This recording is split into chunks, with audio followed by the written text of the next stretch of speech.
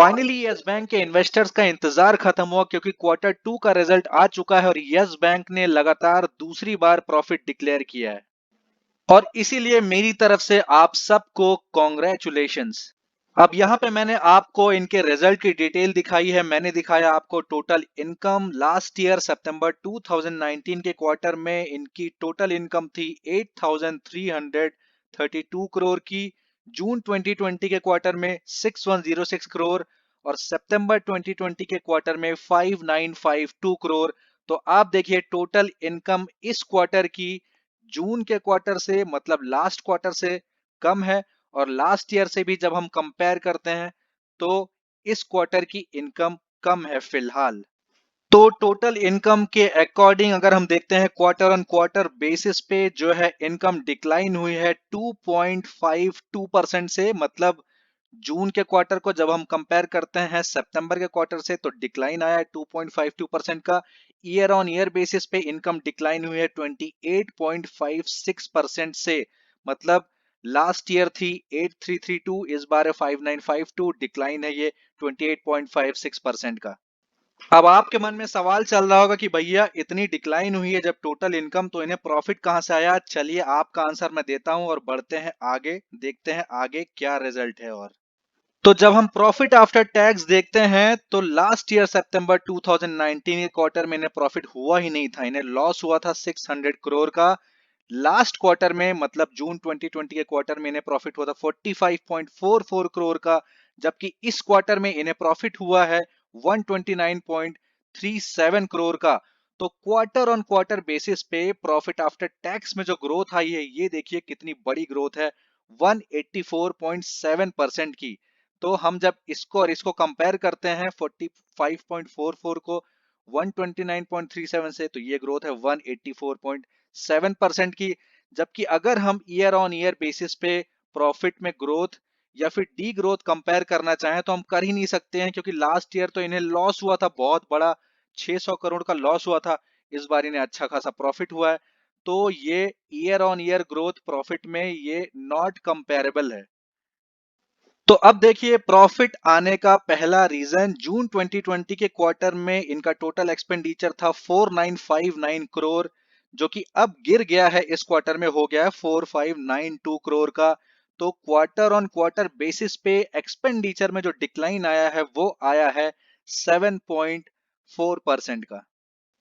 Profit आने का पहला रीजन ये है कि इन्होंने खर्चा कम किया। अब चलिए देखते हैं दूसरा रीजन क्या है। दूसरा रीजन है, आप ये देखिए जून क्वार्टर में, जून 2020 के क्वार्टर में इनकी अदर इनकम थी 620 करोड़, जो कि अब बढ़ के हो गई इस क्वार्टर में 706 करोड़ की। तो क्वार्टर ऑन क्वार्टर बेसिस पे अदर इनकम में जो ग्रोथ आई है वो है 13.87% की। अब अदर इनकम क्या होती है, ये होती है फी, जो बैंक फीस लेता है, कमीशन लेता है किसी भी चीज से, कोई लोन देने से या फिर किसी तरह की गारंटी या लेटर ऑफ क्रेडिट से, या फिर फाइनेंशियल एडवाइजरी जो बैंक करता है उसकी जो फीस लेता है, या फिर किसी थर्ड पार्टी के प्रोडक्ट्स को सेल करता है वहां से इसे पैसा मिलता है। और जो फॉरेन एक्सचेंज के ट्रांजैक्शंस होते हैं वहां से जो पैसा मिलता है वो अदर इनकम में आता है। और इनकेस अगर बैंक के पास किसी कंपनी के शेयर्स वगैरह हैं, सिक्योरिटीज हैं, तो उनको सेल करने से जो प्रॉफिट या लॉस होता है वो आ जाता है अदर इनकम के अंडर में। और अब बात करते हैं प्रोविजन की। तो लास्ट क्वार्टर में जो प्रोविजन इन्होंने डिक्लेयर किया था वो था 1086 करोड़ का, और इस क्वार्टर में डिक्लेयर किया 1187 का। 9.27% की ग्रोथ आई है प्रोविजंस में क्वार्टर ऑन क्वार्टर बेसिस पे। जब हम यस बैंक के एनपीए को देखते हैं तो लास्ट क्वार्टर में ग्रॉस एनपीए था 17.30%, इस क्वार्टर में है 16.90%। नेट एनपीए था लास्ट क्वार्टर में 4.96%, इस क्वार्टर में 4.71%।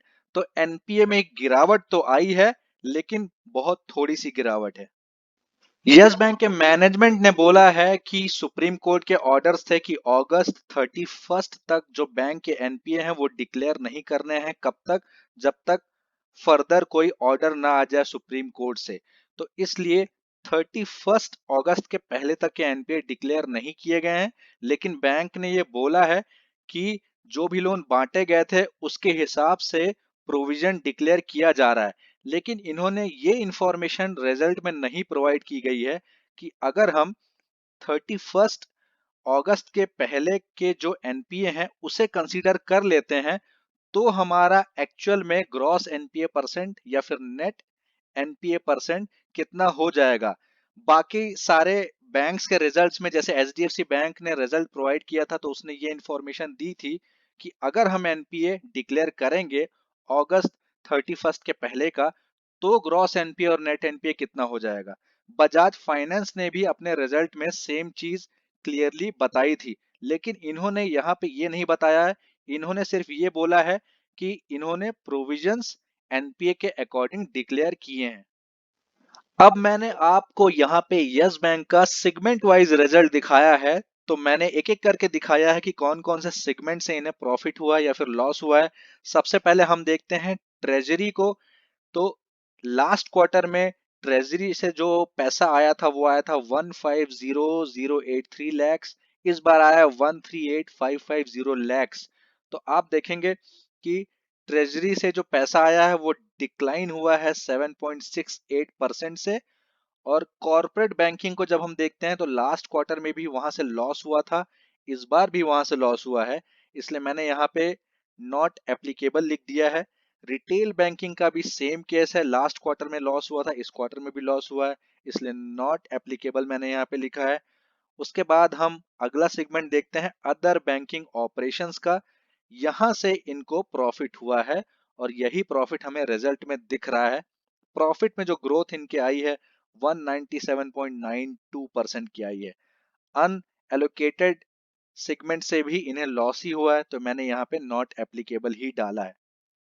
तो अब अदर बैंकिंग ऑपरेशन से यस बैंक को प्रॉफिट हुआ है, इसलिए आपके लिए जानना जरूरी है कि अदर बैंकिंग ऑपरेशंस क्या क्या होते हैं। तो यहाँ पे इन्होंने दिया है कि other banking operations includes para banking activities like third party product distribution.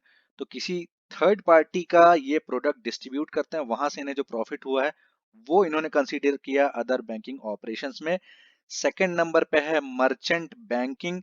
तो इनके जो क्लाइंट्स होते हैं उनको जो ये फाइनेंशियल सर्विस प्रोवाइड करते हैं, जनरली वो सर्विस एडवाइजरी से रिलेटेड होती है, वहां से जो इन्हें प्रॉफिट हुआ है वो इन्होंने कंसीडर किया अदर बैंकिंग ऑपरेशंस के अंडर में। अब ये देखिए यस बैंक के शेयर का प्राइस आज ग्रोथ आई है इसमें 4.72% की और क्लोज हुआ है 13.30 के प्राइस पे। ऐसा लग रहा है कि जैसे कुछ लोग को सुबह ही पता चल गया था कि यस बैंक प्रॉफिट डिक्लेयर करने वाला है और इसीलिए उन्होंने खूब दबा के बाइंग की। तो ये तो था यस बैंक के क्वार्टर 2 के रिजल्ट का अपडेट। इसी के साथ मैं ये वीडियो समाप्त करता हूं। Thank you for watching this video. Bye bye.